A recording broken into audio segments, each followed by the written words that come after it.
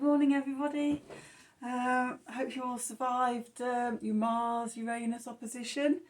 This is the 18th of November 2021. A bit of astrology news to start with. So carrying on from yesterday and re-energising it, the energy, we have the moon will conjunct Uranus and oppose Mars, and will also oppose Mercury today. So it's a bit of a kickback that those energies could be re-energised today, just as they're sort of fading away. On a more soothing and gentle note, the moon will then also trine Venus and sextile Neptune, and Mercury will trine Neptune as well. So this allows us to sort of swim and bathe in earthly Venus love energy and heavenly spiritual love energy with Neptune. Neptune is seen as the higher vibration of Venus. So Venus is more sort of the earthly, personal, planetary energy, and then Neptune is the more universal soul love energy, spiritual love energy. So I think we need a bit of soothing after sort of the Mars-Uranus energies of the last day or so. So let's see what the cards have to say for us to us today. Let's come back to earth with the lovely Gaia deck. And yeah, seeing if they've just got some nice gentle advice for today. We could do, saying that with the 18th, we've got the full moon lunar eclipse tomorrow. In UK time, it's just before 9 o'clock in the morning. So change your times for wherever you are in the world. So yeah, big potent energies there. Lunar eclipse. So it could bring up all sorts of shenanigans, but we'll worry about that tomorrow. This morning we want to know, what do we need to know for today, the 18th of November 2021. What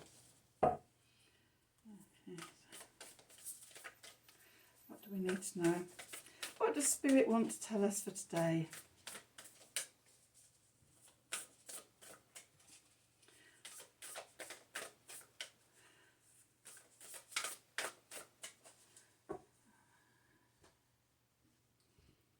What do we need to know? Okay. Ooh, so at the bottom of the deck, we've got evolution, earth changes, climate change and transformation.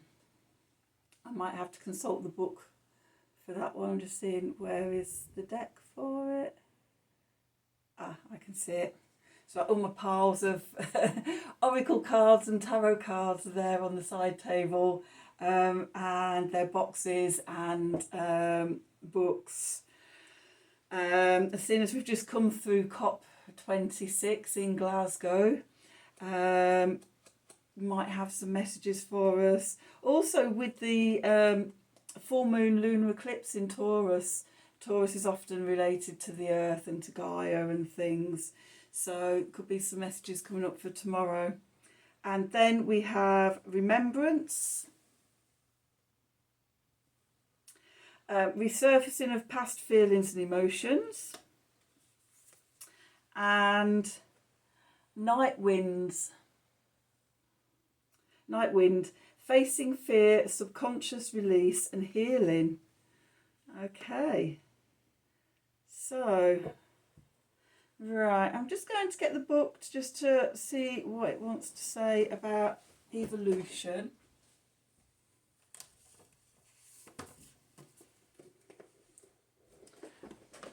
Just read this one. 45, I think it's the last card in the deck as well. Yes, it is. Okay, evolution, earth changes, climate change and transformation.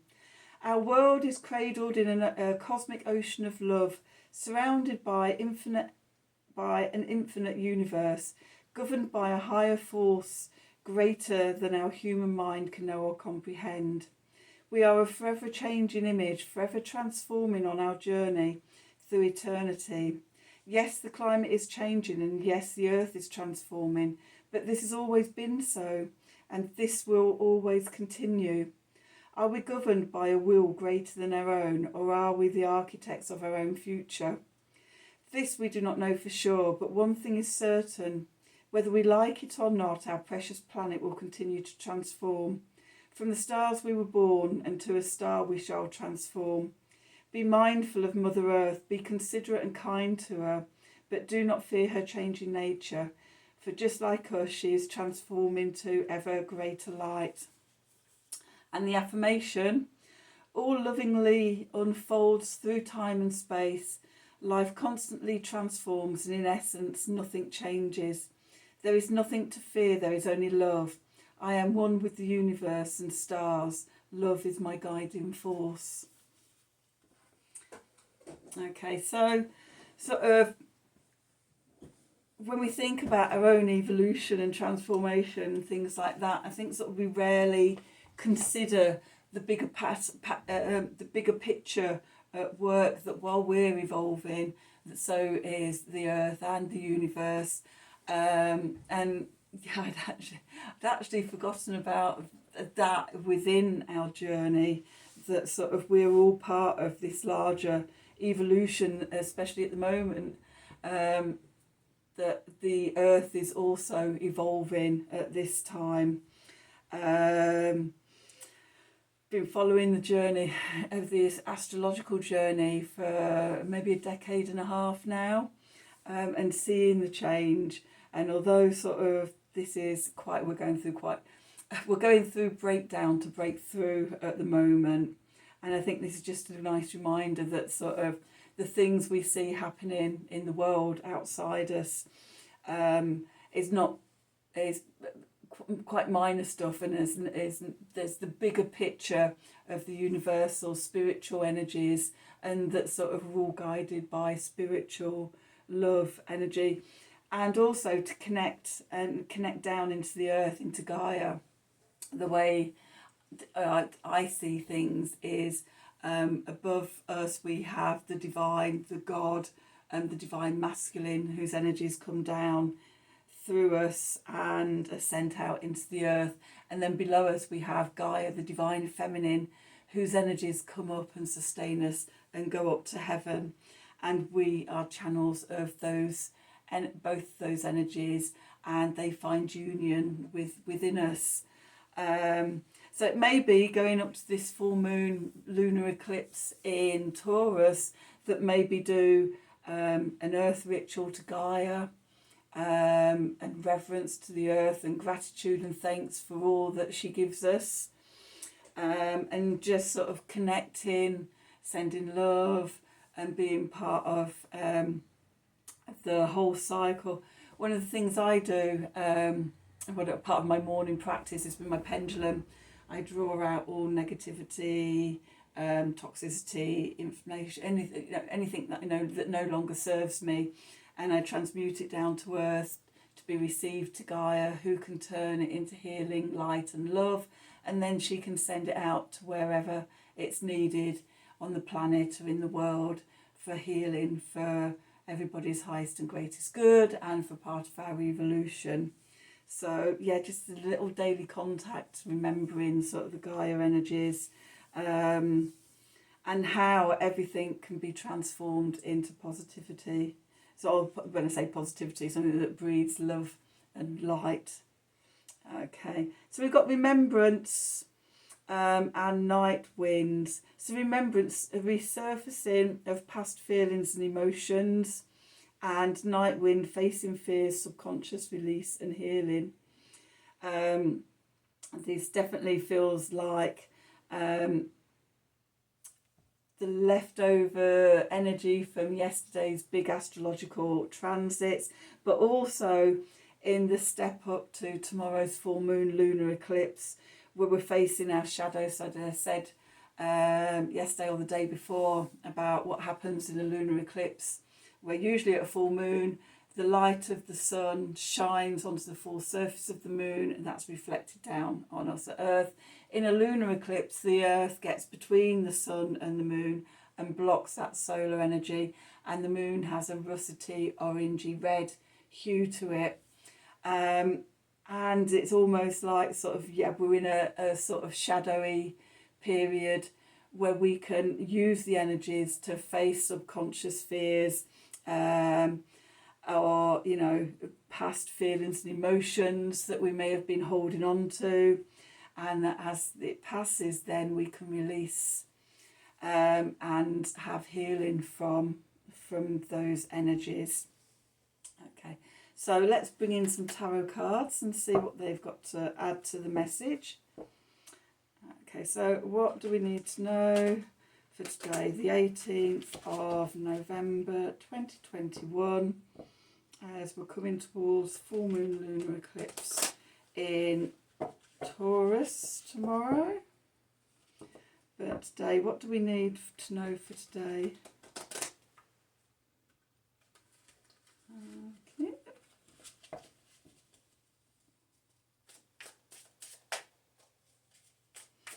What do we need to know for today? Well, it's just given me some ideas for my full moon ritual tomorrow, to remember to put some Gaia love into the ritual. Maybe that's why it's come out today, that I can carry this message forward for everybody else to do. Okay. Even just having the intention to do something like that is really powerful. Okay, so what do we need to know for today? Okay, so at the centre of the spread, we've got the Fool. In the moon subconscious position, we've got the World. In the Mercury mind communications, we've got the Page of Cups. In the Venus of values, love, relationships, we've got the Devil. In the Sun position, consciousness, what's directly in front of us, we've got the Ace of Wands. In the Mars, actions to take, creativity, will and drive, we've got the Ace of Cups. In the Jupiter position, what's working for us, we've got the Ace of Discs. That's 3 out of 4 aces. The only one we're missing is the Ace of Swords. Okay, and then in the Saturn obstacles and limitations position, we've got the 8 of Discs. It was the 8 of Wands that fell out, and the card at the bottom of the deck was the 9 of Wands. Okay, so where we find ourselves, we're really at the junction of endings and beginnings. We've got the Fool signifying us and new beginnings, stepping into the abyss on a new journey. In the subconscious, we've got the World, which is the completion of an old cycle. And then with the 3 aces as well, they're all gifts from the universe of new energies coming in. Mentally, the Mercury position, we've got the Page of Cups. This could be reconciliation, it could be an apology, it could be new small messages of love coming in.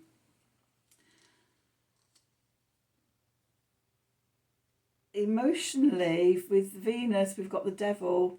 The Devil is what binds us, what addictions we have, where we limit ourselves, where we're bound to other people or old ideas, or even family and ancestral patterns, or old previous life patterns.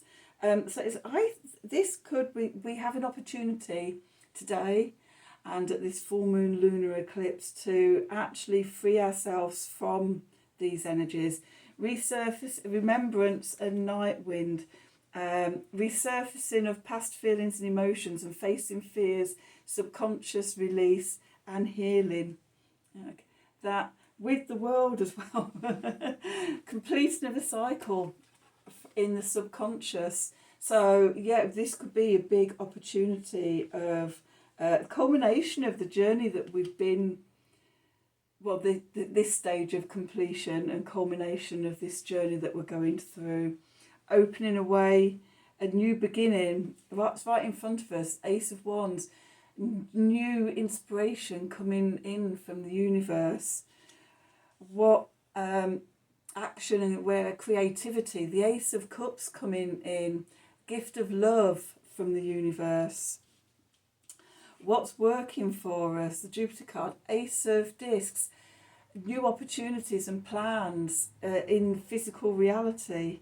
And this, the evolution, it looks like 3 suns rising to me, or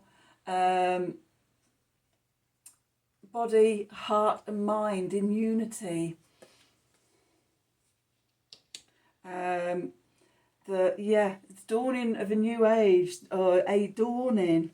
What's holding us back? We've got the 8 of Discs, and the 8 of Discs is about showing up and doing the work. And yeah, working out in the world, physical reality. So what work are we doing? Are we working for the for evolution, or are we not? The card that jumped out was the Ace of Wands, and this is about very swift communication coming through, and about how things can change very suddenly. Sometimes all it takes is like to do a reading or a spread that sort of wakes us up and gives us insight, and then we can change our course and move on to a more appropriate path. That's a possibility, but definitely some news coming through fast, or inspiration of something suddenly changing. At the bottom of the deck, we've got 9 of Wands, and the 9 of Wands is about defending yourself. When we look at this tiger in the middle of the card, roaring and all his claws out, sort of ready to defend ourselves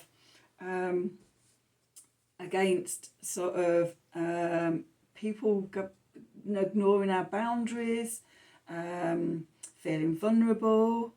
When we're in between endings and beginnings, we can be seen as being in the void or between worlds, and that can be a place of vulnerability as well.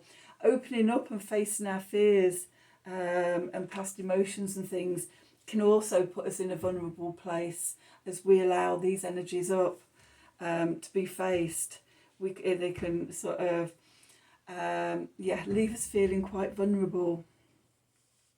Okay, so just on the back of that, I'm just going to pull a Work Your Light card for messages of light and love in handling this evolving situation today. What words of wisdom from the light do we have? I mean, sort of it's an optimistic reading and lots of potential for the new, but there's also sort of a warning that facing our fears and our subconscious, this shadow and things like that, can leave us feeling vulnerable and be quite shocking to us. So, but it's by facing that allows us to overcome that binds us. And it can be anything from internal addictions, it could be with the family and ancestors and things like that, in old patterns. We can be bound to other people through soul contracts and things, or cords. This ending of a cycle could be our release from that. Let's just see what we've got here. So at the bottom of the deck, we've got mirror. Who or what is triggering you? So hold it up for Emma. And then we have don't dim to fit in. How are you dimming your light in order to fit in? And then Anna, grandmother of Jesus, seed in the light, laying foundations and divine plan. Okay, this is all speaking to me of the larger evolution that's going on, both for us as well as for the earth. And as the past comes up and the fears and things like that, and we face ourselves, we can often shrink back. It's too much. We feel too vulnerable. We don't want to step out there and be seen. And sort of we've been taught through life to dim our light. This is saying, this is, you're on the edge of a new cycle, a new beginning, a new stage of evolution. Trust in the divine plan. Trust and shine yourself. Don't let others dim your light. Stand in your weirdness and your strange quirks and idiosyncrasies, because that's who you're here to be. And there's no point in hiding them. Let's step into the new in celebration, knowing that we're all connected. We're all birthing together this new energy that's coming through, and let's join with Gaia and the earth and be a part of the whole. Okay, well, that was a bit more out there than I thought it was going to be. But I'm not dimming my light. I'm going to sit in my in my woo-ness, and yeah, you either like me or you don't.